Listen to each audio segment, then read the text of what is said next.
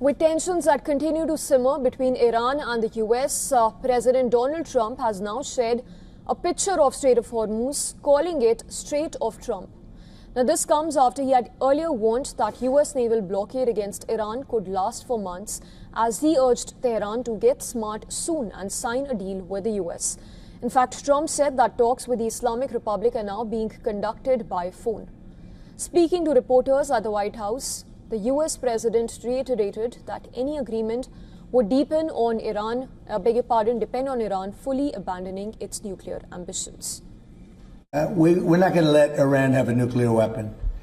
And we've knocked out their Navy, we've knocked out their Air Force, we've knocked out their anti-aircraft, everything, apparatus, everything they have, their radar. They have very little left. And they have some missiles, a small percentage. They have a small percentage of missile-making facilities. We knocked out about 80% of them. The rest could come very quickly if we don't make a deal. They're not going to have a nuclear weapon. They know it, and just about everybody else does. Trump believes that a blockade is a key strategy to force Iran to abandon its nuclear program. It prompted oil prices to spike to their highest in 4 years. Brent oil futures soared another 7.6% to $120 a barrel, which is the highest price since the early days of the Ukraine war in 2022. Iranian Parliament Speaker Mohammad Bagher Ghalibaf has predicted on social media that it will climb to $140 a barrel, going on to frame Washington's approach as strategically incoherent. During a meet with oil executives, Trump even urged that a blockade is more effective than bombing Iran, which came even as an Axios report suggested that US Central Command has prepared for a short and powerful wave of strikes on Iran. In fact, Iran's deputy foreign minister has said that war is not a solution to resolve the ongoing crisis, while he stressed that diplomacy still remains the most viable path forward amid a stalemate in talks.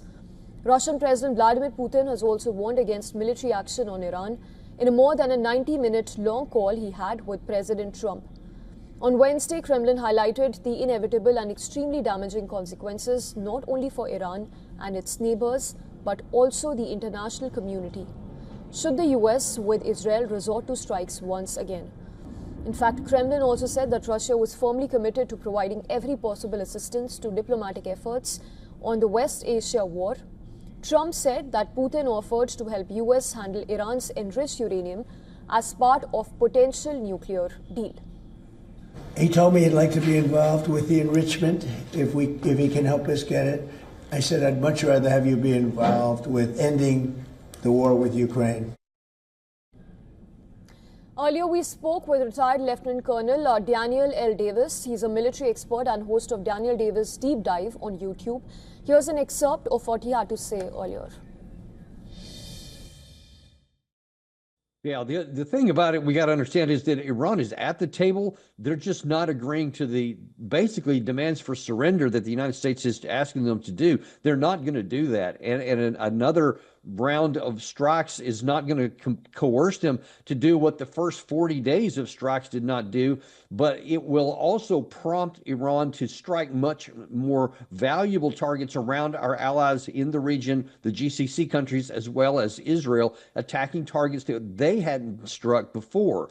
So I think that it would only backfire. It would not cause them. I think that we need to be clear that the Iranians know how to suffer, and they are well aware of what the cost is going to be to this, but they calculate that the cost to the United States and our allies is higher than what it is for them to, if this continues on for a while. So they don't want to give in to that, and another round of strikes is not going to result in it. So I hope that they don't do that, take that path.